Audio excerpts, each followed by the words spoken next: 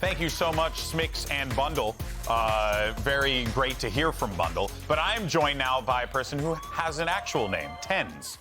Wait, well, that, no, not that necessarily tracks. Still a gamer name, but, you know, Close. we'll just roll with it. Anyway, I'm a grown man, calls himself Golden Boy, so I guess I just got to deal with this. In any case, so, guys, TenZ, congratulations, man, on a big win. You know, I know that Zelsa said coming into this, you guys just looking at it as every other win, but it has to feel good to be able to pick up this win here today, opening matchup against 100 Thieves. Yeah, certainly. We're just making sure that we're not complacent from the Madrid win. So we went into the matches just trying to give our best efforts. Obviously, practice wasn't optimal since John QT was kind of stuck in Morocco for a little bit, but luckily he was able to arrive just in time for the match.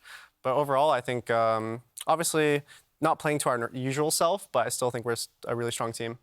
Yeah, and you're one of the few players who's been there before, won a trophy, then kind of gone back with the hard task of having to stay on top. It didn't work out for that Sentinels then, but I want to ask, what did you learn from the previous edition of the roster, from being on top to then falling down and having to do it all over again? And maybe have you given any of that advice to your teammates now that you have a trophy and you're coming back into that same situation? Yeah, I think overall it's mainly you have to stay up to date with the meta. You have to make sure you adapt. I think that's one thing that we didn't do previously on Sentinels before, and we kind of fell behind because of that. So I think adapting, making sure we're up to date, and obviously not getting complacent, like making sure we're grinding the same amount that we did before the event even, and just keeping up the hard work. So does it feel like you guys are being successful at not being complacent and all that right now? I would say so, yeah. Yeah, okay. I want to ask about you specifically, how, like, I think in the offseason there was a lot of criticism levied your way. I want to know exactly what you feel like you've been working on the most and how that improvement path is right now in terms of your form. Because right now I think a lot of people are returning back to TenZ GOAT status sort of thing. I want to see it from your perspective. I think the play that I'm trying to bring a lot more now, or part of me that I was trying to focus on a lot more coming up to this season, was my supportive play style. And I do think it's very important to be able to support your teams for success. And I've always kept it in my mind that good players play well themselves, but great players will always make people around them play well too. Yeah, no, I mean, I think that it goes to show. Yeah, that's actually quite a deep answer. I will give you your flowers on that one. By the way, I want to let everyone know, make sure you send your questions for TenZ. We'll go ahead and hopefully get one or two of those out there before we close things off for the day.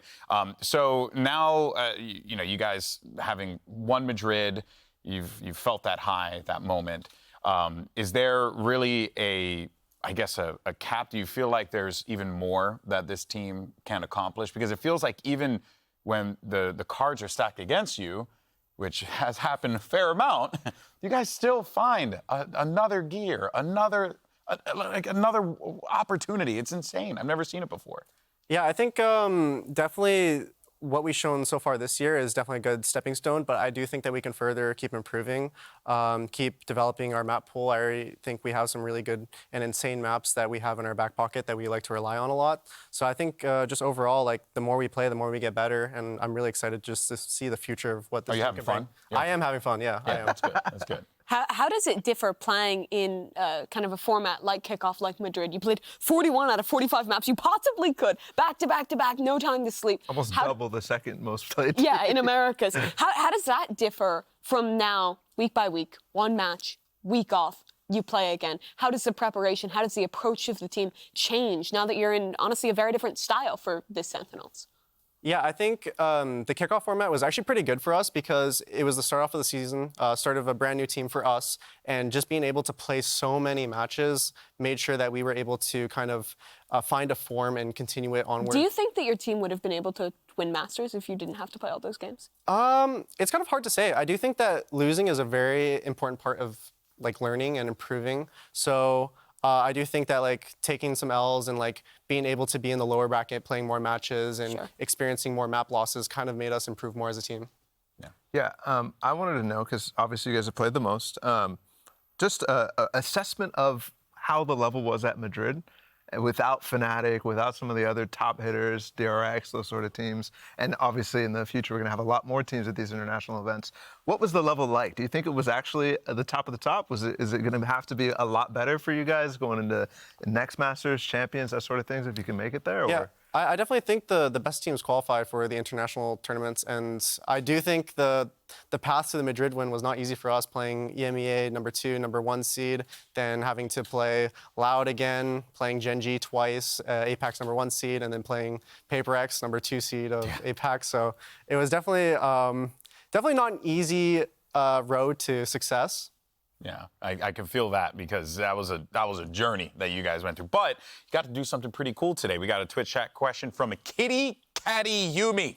Sorry if I butchered your name. I apologize profusely. How does it feel to walk on stage with the trophy in hand? That was pretty cool. That's a good question. Yeah, it's kind of heavy, so...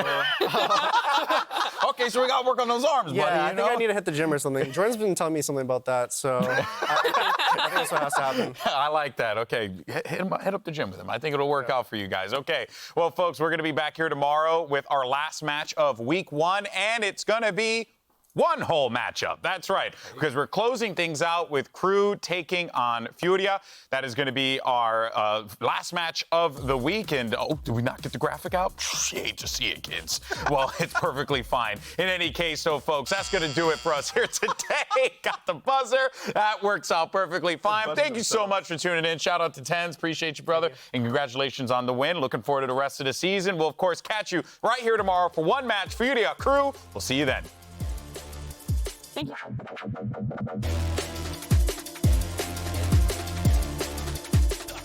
Really stoked for this game today, Rib, because we have a debut of Icy now on the VCT stage, and at the same time taking the duelist role, while you have some changes from Leaf going to the Sentinels. We'll see today now if those changes will be the missing pieces for G2 to get the revenge against Evil Geniuses. When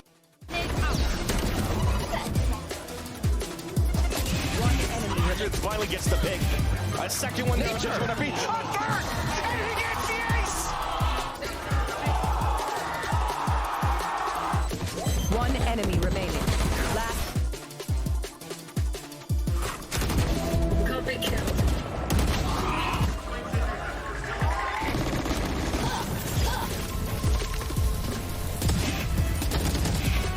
Nor are the players. Last one in. Junapi with the kill. A flawless round to give the series to G2 in a dominating fashion.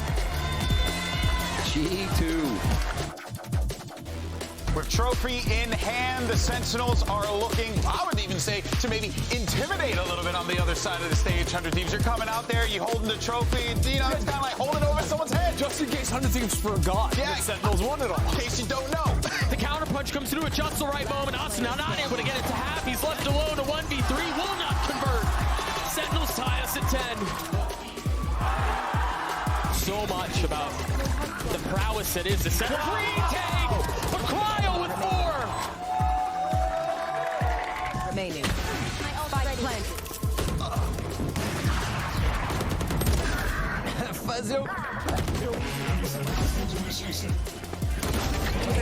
Can Bang do it on his own? A 1v2? No! Sazi with 4 and Sentinels secure Icebox.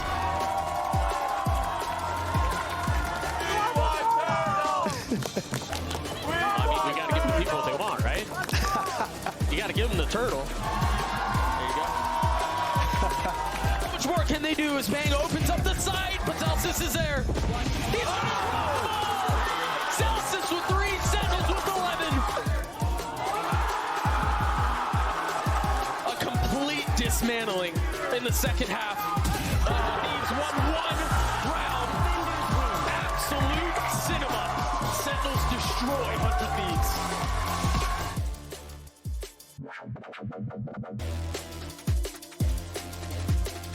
You were so happy, just play like heavy numbers retakes, you know? Like back in, what are you talking about? Did you watch the games? Person that's pressing the thing? If you've been pressing a thing? I love it.